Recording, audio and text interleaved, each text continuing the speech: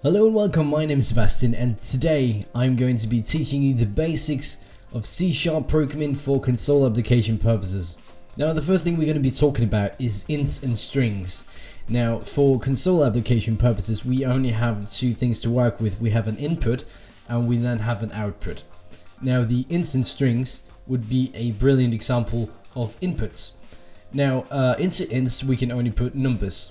And into strings we can only put words. Now in C#, the way you declare something, especially something like an integer, which is the int here, you would then go int, that is how you declare you want to make an int, and then you give it a name. It doesn't have to be all caps, caps for that matter, and then you end it with a semicolon as seen here.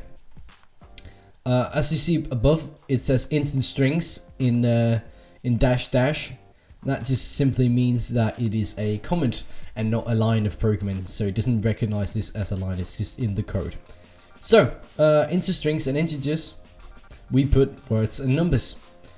Now those words and numbers have to come from somewhere, and that we will come to at a later time. Now for some simple command lines, we have the basics right here. Okay, so again, dash dash for comment, this is just simple console commands. Now for console purposes, you would go console, as in you're trying to make contact with something like console, and then a dot for a place. Would you write this line? And then in parentheses and quotes, you would put whatever you wanted to write. Now as a default, this program which I'm using, which is called Xamarin Studio, will put in the first line of your program and will be hello world. Now I just used that as an example, that's very nice.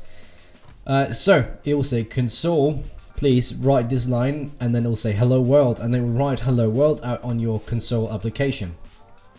Then another line of simple programming is called console, please read line, and then with the read line you put in parentheses here, you just put these blank just for it doesn't put it anywhere, it just reads a line. So at the press of enter, it will skip down to the next line of programming.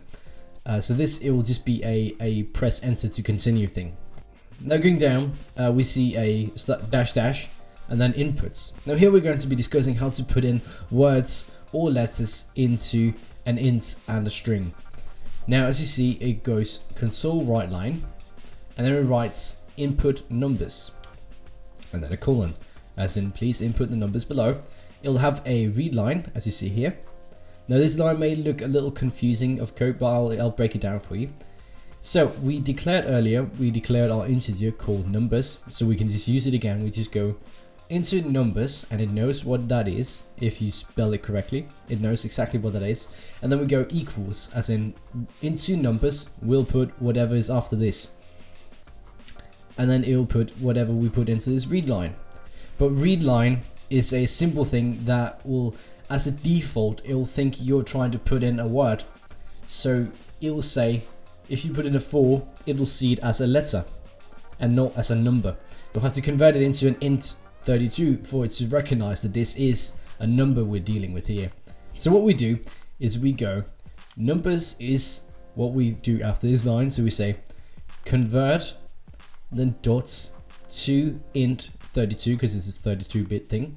And then in parentheses, as you see on both sides here, we'll say console, please read this line, and then parentheses for the console read line.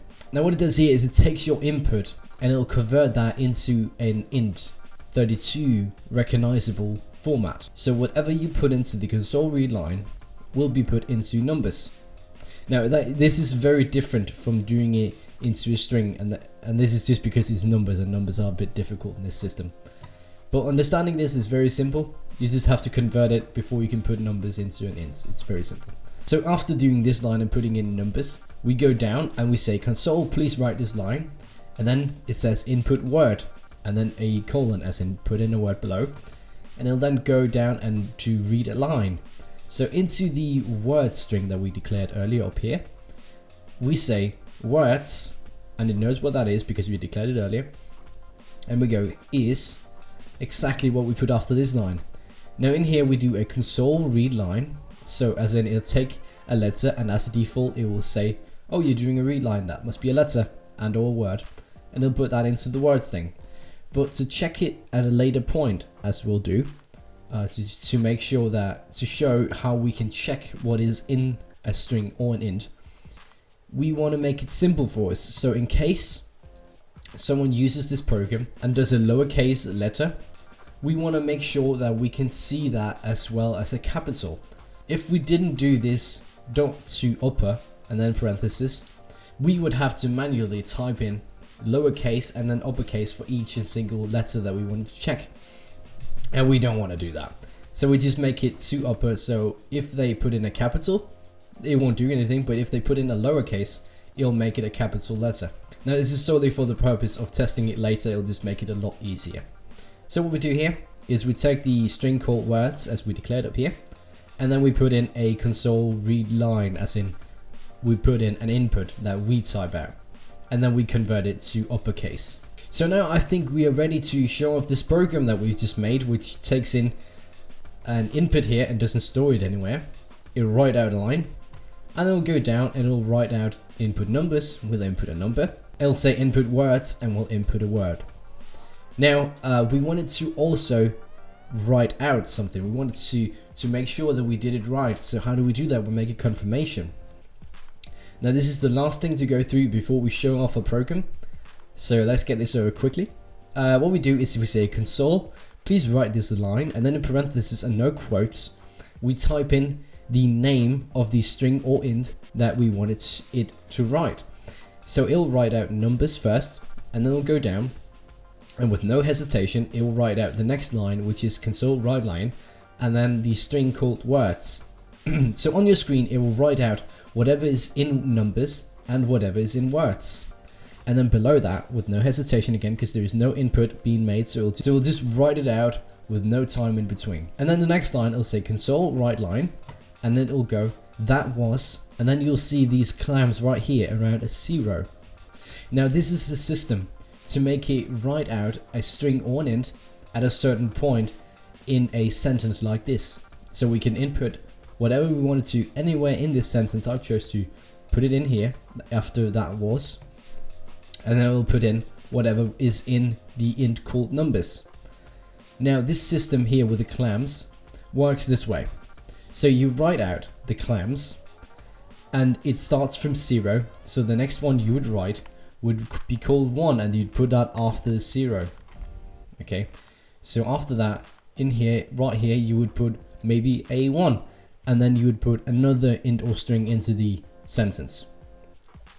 Then after the quotes, you put in a comma, and you put in this comma to make it know that whatever is here is what you wanted to write, starting from 0 to 1 and going to right. Okay, so we say that was, and then we input whatever's in numbers into the clams right here. It will erase the clams and the 0, and it'll just write it clean out.